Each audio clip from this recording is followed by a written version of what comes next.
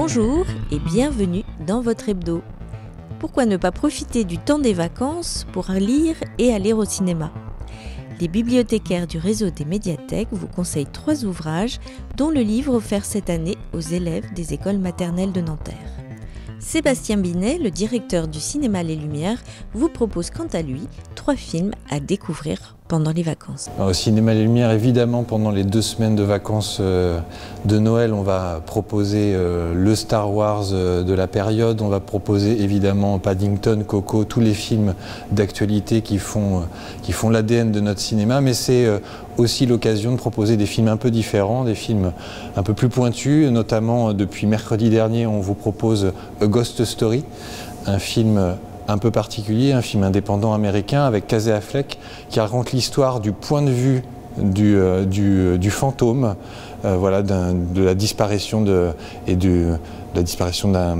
d'un être cher, et donc c'est le point de vue du fantôme qui ce coup-ci est mis en avant. Donc c'est un film très très étrange, une espèce de jet de cinéma, quelque chose de très particulier qui est à découvrir donc depuis mercredi dernier.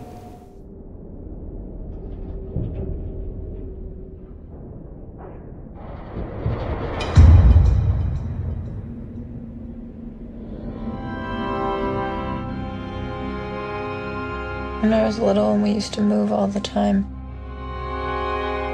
I would write these notes and I would fold them up really small and I would hide them. What did they say? They were just like things I wanted to remember so that if I ever wanted to go back, there'd be a piece of me there waiting.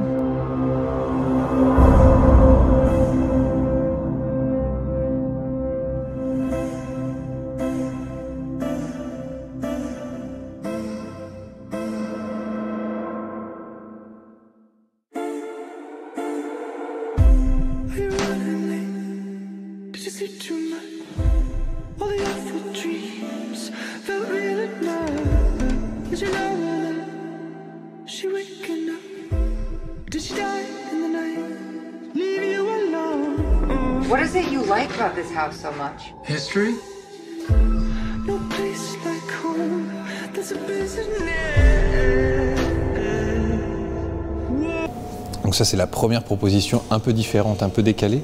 La deuxième proposition, ça sera à partir de mercredi prochain. C'est un documentaire turc qui tourne autour des chats en Turquie, puisque à Istanbul particulièrement les chats sont très présents. Et donc c'est l'occasion de montrer la vie des Stambouliotes à travers les chats qui parcourent la ville. C'est un documentaire très beau et très animalier évidemment, mais qui parle beaucoup aussi de la vie en Turquie.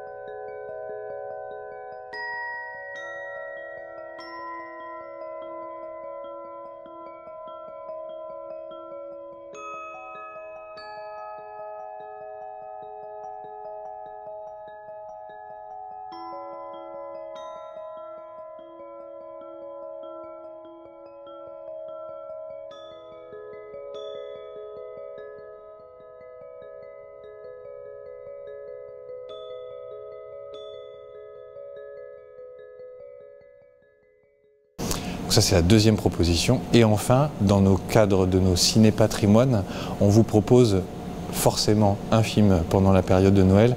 Et c'est un film un petit peu bourru, puisque c'est l'Inspecteur Harry qu'on va vous proposer à partir de mercredi prochain. Donc un film qui évidemment parle différemment maintenant avec l'aura qu'a l'acteur principal du film, puisque voilà, il a des penchants un peu trumpistes et un peu républicains aux États-Unis.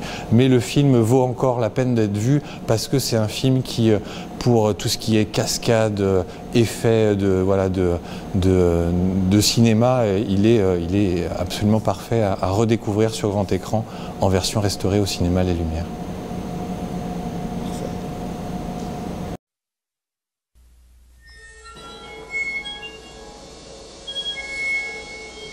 This is about a movie about a couple of killers.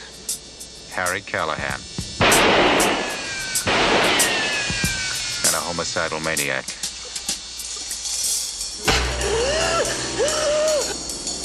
The one with the badge is Harry. Oh!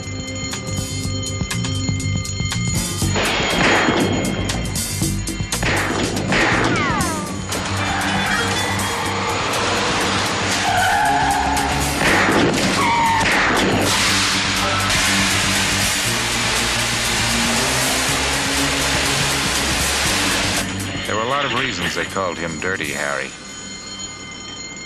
And he kept inventing new ones.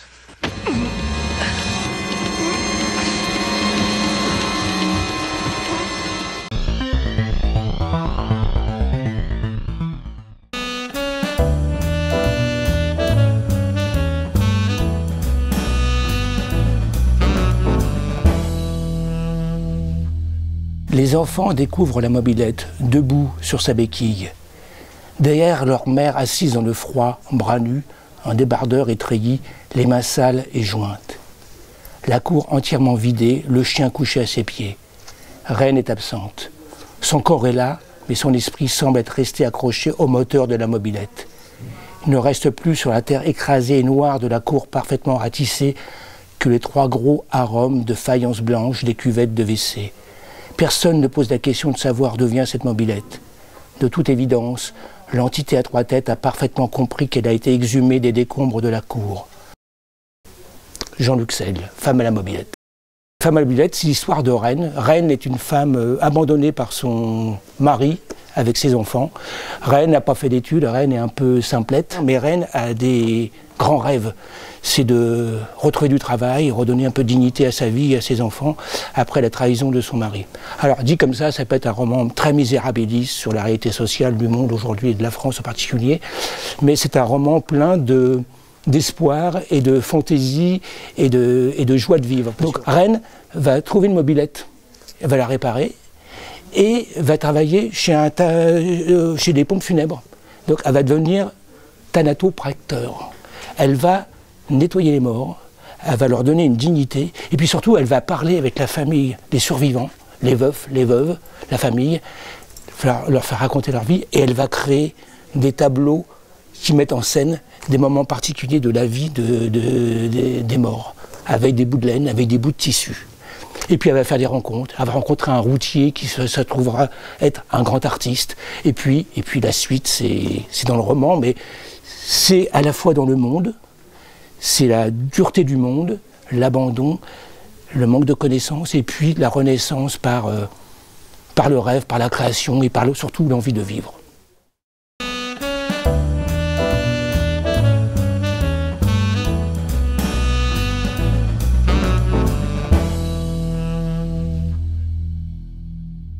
« 15 petits cochons vont au magasin de bricolage. Ils achètent des planches, des briques, des rochers, des feuilles de bananier, des blocs de glace et des poutres. Le premier se construit un abri léger en feuilles, le deuxième, plus prudent, bâtit sa maison en rocher. Un coup de vent et la maison du troisième s'envole. Le quatrième construit un mur, le cinquième un pont pour passer au-dessus du mur.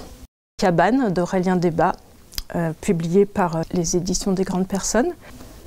Donc les 15 petits cochons vont construire comme ça leur bâtisse.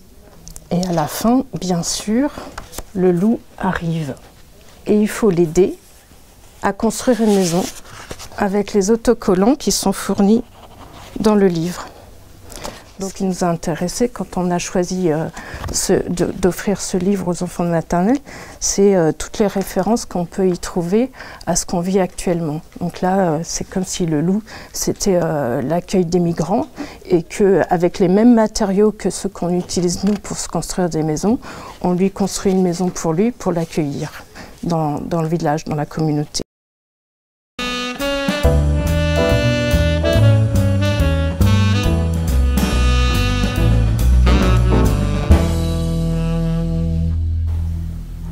Si je cherche une formule commode qui résume l'époque antérieure à la Première Guerre mondiale, dans laquelle j'ai été élevée, j'espère avoir trouvé la plus expressive en disant « C'était l'âge d'or de la sécurité ». Tout, dans notre monarchie autrichienne, presque millénaire, semblait fondé sur la durée et l'État lui-même paraissait le suprême garant de cette pérennité. Les droits qu'il octroyait à ses concitoyens étaient scellés par acte du Parlement. Cette représentation librement élue du peuple, et chaque devoir déterminé avec précision. Notre monnaie, la couronne autrichienne, circulait en brillantes pièces d'or et nous assurait ainsi de son immutabilité. Stefan Zweig, Le Monde d'hier, qui est son dernier roman. Il l'avait entamé en 1941, pensant déjà qu'il allait certainement mettre fin à ses jours. Stefan Zweig est un homme qui est né en 1885 dans cet ancien empire austro-hongrois, d'une famille de juifs aisés.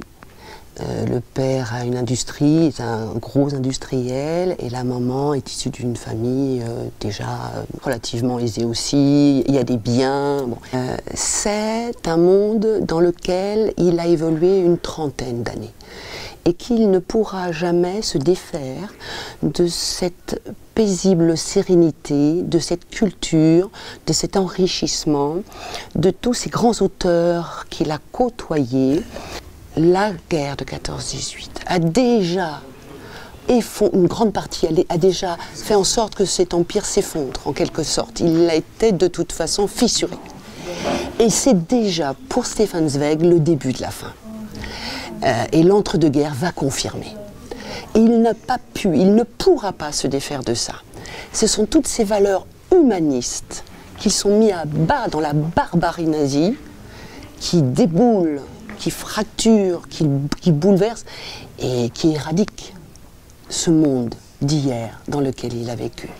Très bonne année 2018 et merci de votre fidélité.